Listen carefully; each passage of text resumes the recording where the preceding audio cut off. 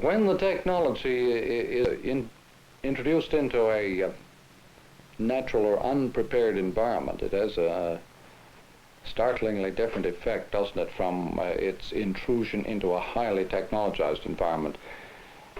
It's like introducing a motor car into a primitive tribe.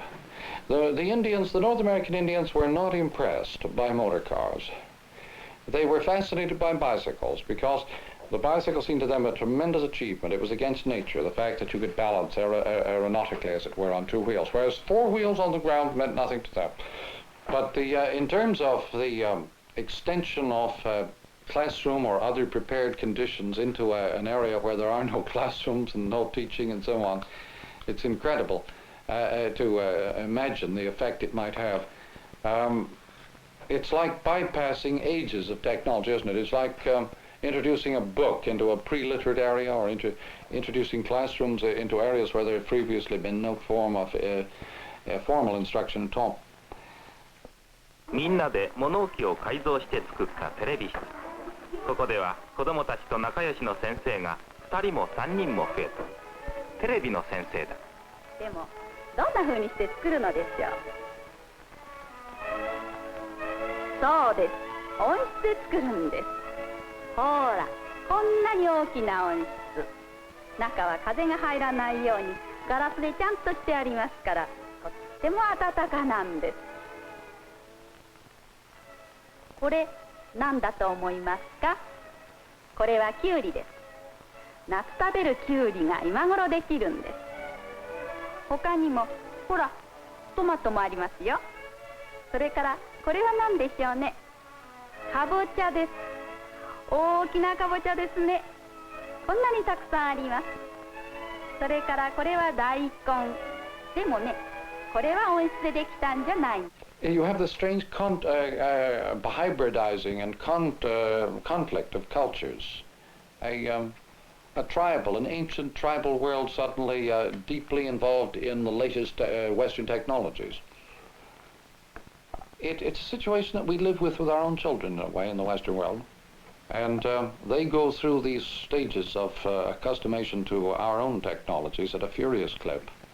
Layer after layer, century after century of technology they take in a few months. And so we live with it ourselves, but to see it in the lives of other people is a new experience. 来週はね、磁石の勉強をいたします。ではまた来週まで。さようなら。お日様がじわりじわりと力を入れて。面白いことに、テレビを見るようになってから、今まで難しくてよくわからないと言っていたラジオの学校放送を喜んで聞くようになった。こいつはたまらん。暖かいどころか暑くなってきた。と言って今度は街灯の胸を開け。Three poets.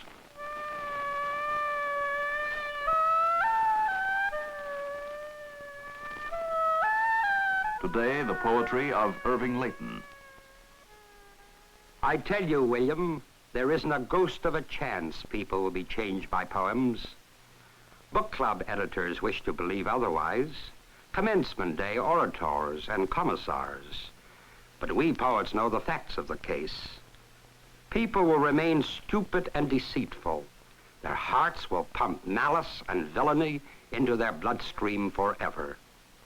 All the noble lines of the poets did not make Hiroshima and Belsen not to happen, nor will they keep back the coming holocausts. Why should you add to the mischief, the self-deception? Leave that to the culture peddlers. Be truthful. Tell children who their forebears were, the curse they bear. Do not weaken even a single one of them with fine sentiments. Now you can draw an objective or a non-objective picture today. Perhaps you'll prefer to just create an interesting arrangement of lines and colors which have movement and direction. Now, those of you who have the film strip online, get ready to view frame 23. This is a color photograph of the board construction or framework of a building. And here your eye movement is rapid.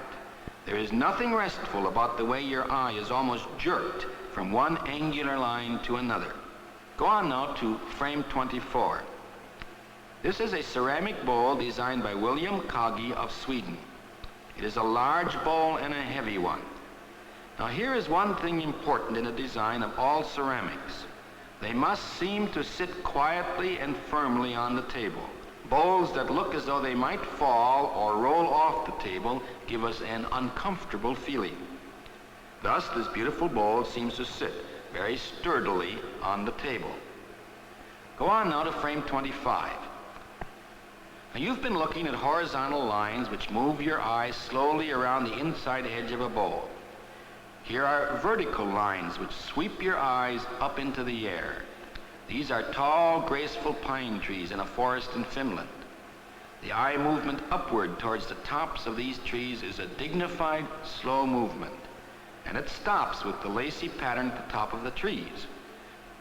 This is the first year we've used strip films in combination with radio, but to date the results have certainly been very gratifying. We find a wide variety of uses and applications and feel that the future is wide open and very promising. Radio has proved more productive in the stimulation of original expression than television because the imitative impulse seems to be so operative in television that we get back the same kinds of pictures that we show on television. The film strip provides a great deal of flexibility, and it seems to me avoids this imitative practice because it provides the classroom teacher with a tool, an instrument that she can use for her own class in a way which is most suitable for the particular group.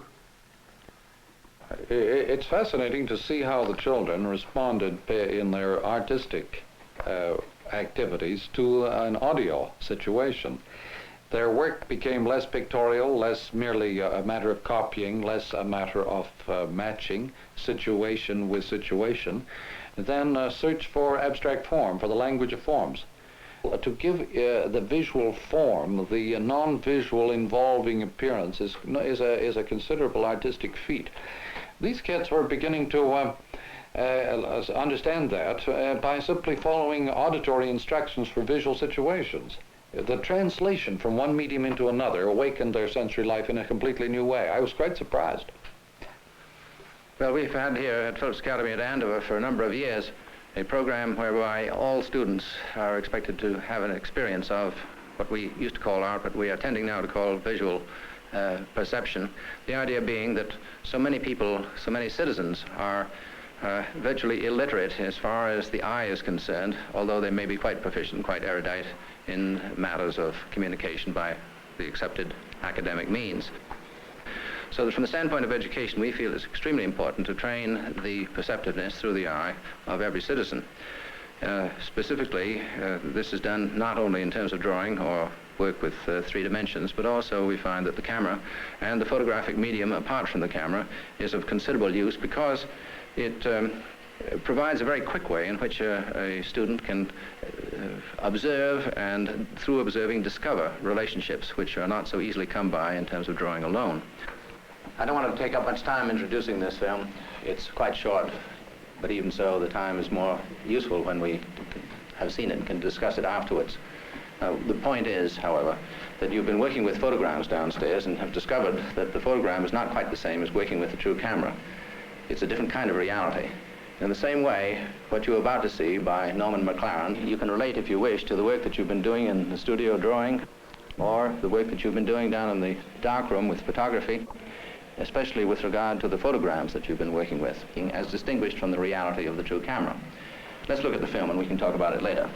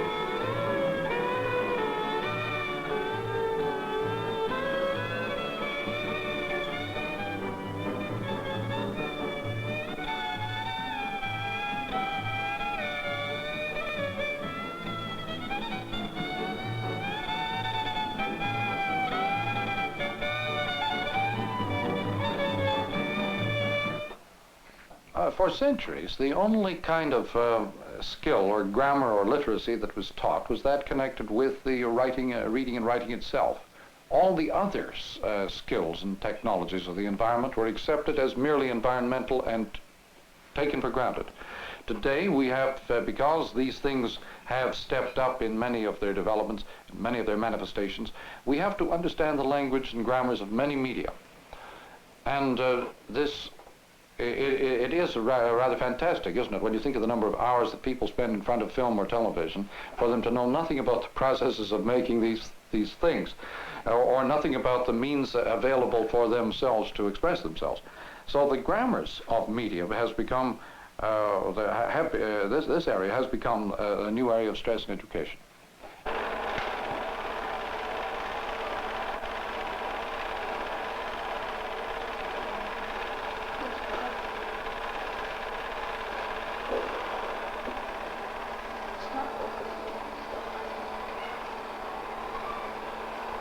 Focus group. Yes. Is that a perfect square? Yes. And yet it isn't always the same position, is it? No. It doesn't have diamond. Oh, it's a dance. It's so remarkable. It is. That's why it's called dance square. I suppose that's logical. How many different geometric shapes do you think Well, identify there? That's two. That's three. That's three so far. There's rectangle, square, and triangle. Yes. Or maybe four with diamond. Should we count them as different ones? A diamond? Well, it is a Possibly, yes. The arrangement of it. Four. Oh, here comes the house. Here comes the house. And then this one color, and then they all change. Boing. The blue is really blue. The blue is always the triangle so far. So you have this. I think that they stick to a certain color. And yellow's rectangle. Yes. And orange is squares. So that even if you're not exactly watching the shapes, you can tell by the color that it is triangle. And if you're colorblind? Pens. These are And more, that is the combination of shapes that make up these are new more ones. patterns Yes. than a whole lot of different. There's only 4 different things in it, you know. Yes, but they're making up different patterns. Yeah. See, there's a bird showing. Yes, it was. Did you enjoy that? Yeah. I think and I would never realize how many patterns or geometrical forms you could get out of one little square. It's wonderful to see the results of those scratchings.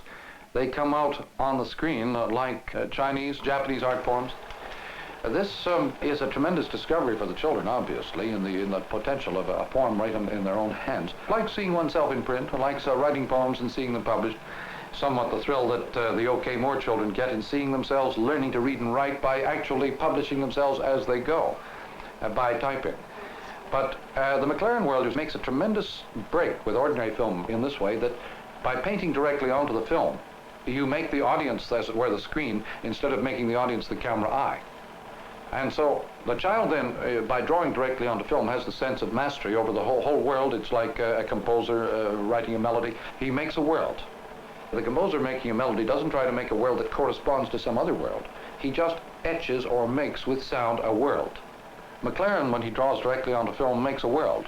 He isn't photographing a situation which corresponds to some other situation. So this switch from matching to making is a drastic one in terms of the learning process. It switches altogether, again, from classified data, from mere matching knowledge, to a world of actual discovery and actual knowing of forms. I think you couldn't find a larger switchover in the whole history of education.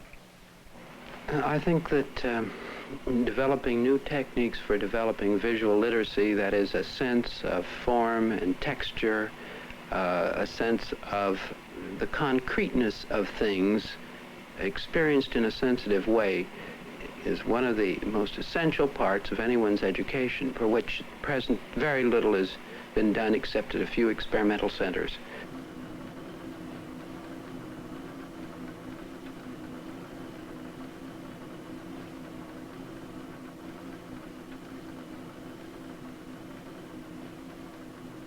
A film which can present familiar objects in entirely new ways can, by showing material in a perspective that we do not ordinarily see it, helps free us from the provincialism of whatever perspective has become habitual with us.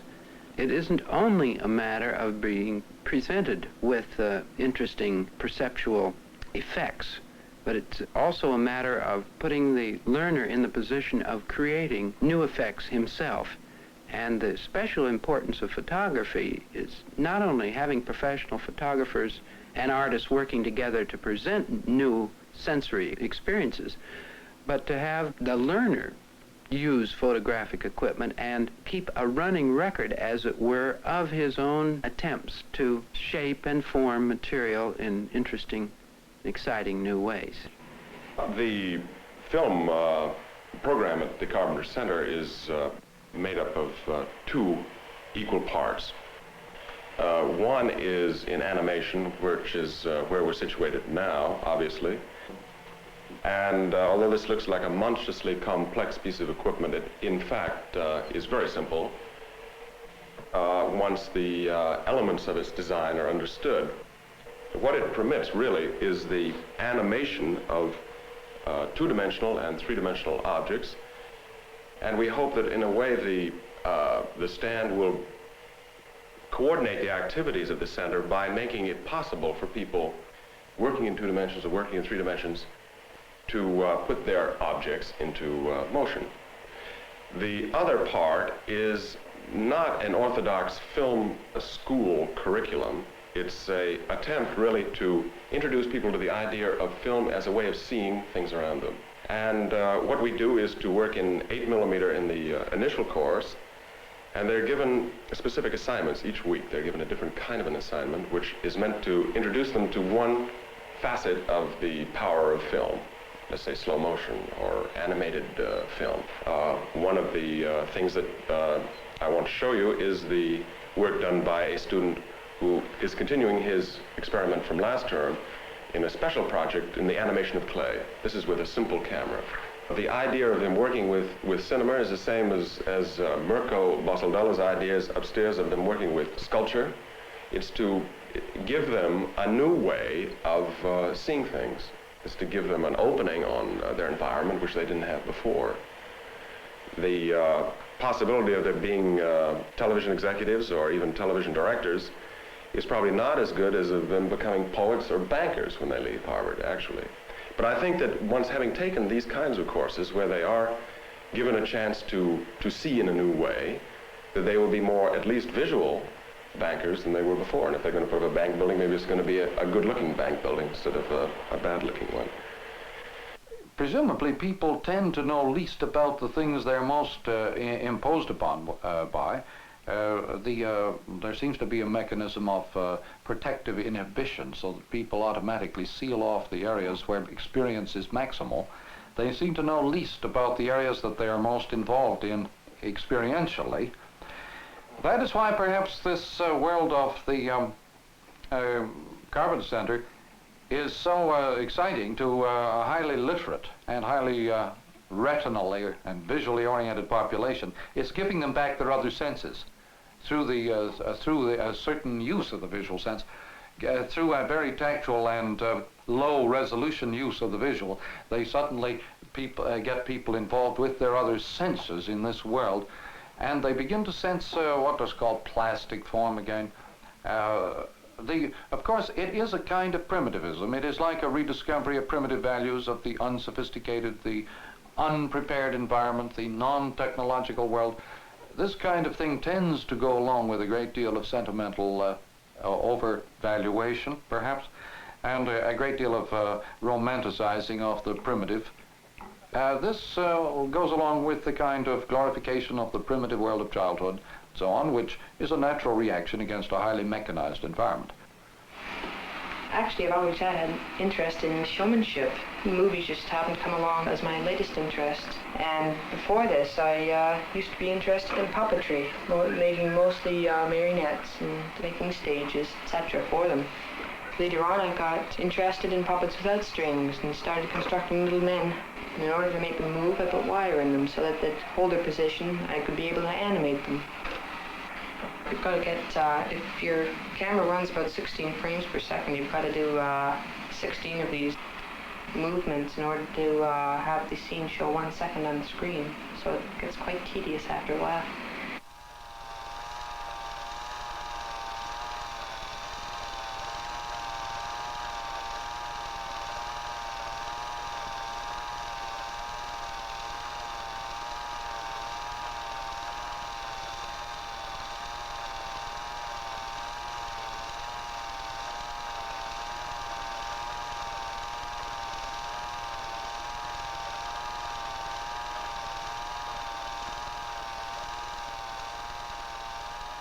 We continue to talk about the mechanized culture of today. In fact, we have moved out of the mechanized world into the electric world without especially understanding the new dimensions of the electric world. It is one of involvement in the sense that people no longer merely are spectators of processes.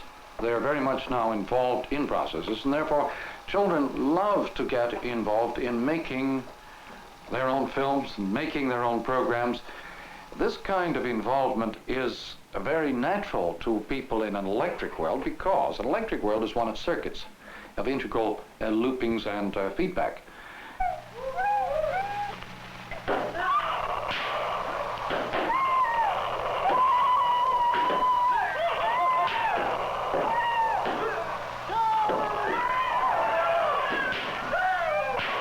Originally, I have been a home movie fan. Last year, I taught grade history for the first time. We were covering the War of 1812, the general 1800 period. And I knew that we had Fort York here in Toronto with all its facilities, the 3 p.m. gun firing salute, the ceremonies down there. And it came to me the possibility that we might possibly shoot a film based on the War of 1812 using Fort York for some of our props. And then in one class, I happened to be discussing this possibility with the students, some of whom are sitting over there. And they came up with the idea, why don't we shoot a film starring us? And we went from there, and this is how we got into the whole idea. Okay, Americans. Come on, Americans. All right, Valdez. Forward. Come on, a little faster. Now, Valdez, up. Faster, Ken. Let him have it. John. Larry. Ian. Dave. Okay, cut. You didn't cock your Who got shot with the arrow? I did. Okay. Well, I actually played 2 roles since we didn't have a cast of thousands like we'd like the impression to look. In the first part of the film, I was an American corporal, and coming on near the end, since we had quite a few scenes to shoot, I became a private, demoted. All right, let's rehearse it. You put it under his armpit right now. That's it. Good. And then, Ken, keep your arm close to start with. I'll drop it. Okay. I'll drop the pipe. Drop the pipe. Just a couple of... Down. Sorry?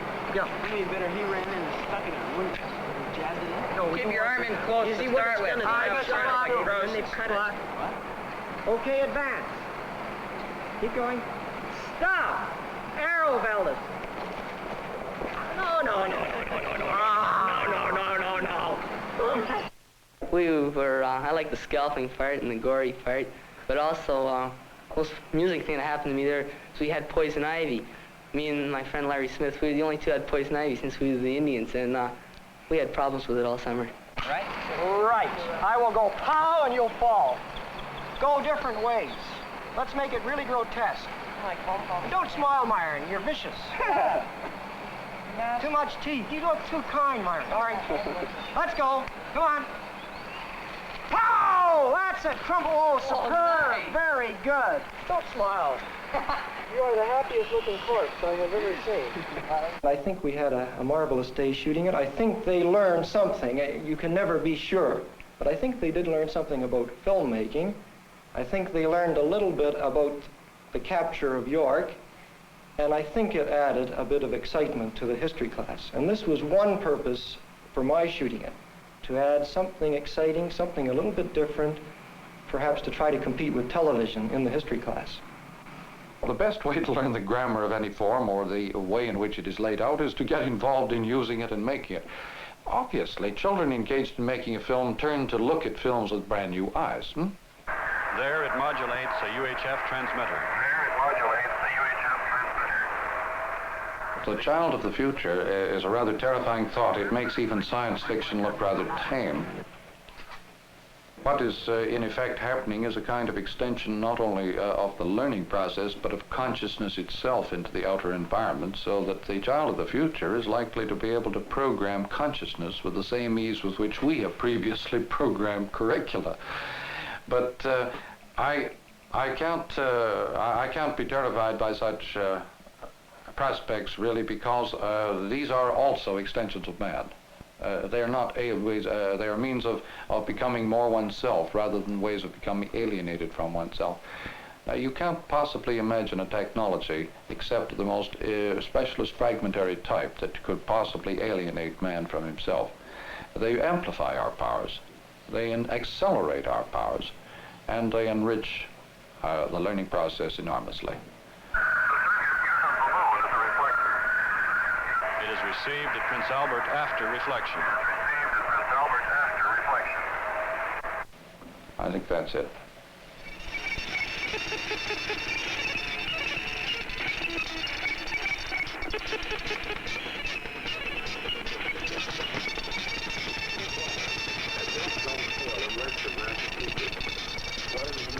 The first radar controls interplanetary space by making contact with the planet Venus. We are now talking to Prince Albert by way of the moon. A true long-distance radio telephone connection of almost 500,000 miles. We all recognize the many communications problems much closer at hand. Scientific challenges and at the same time so vital to the welfare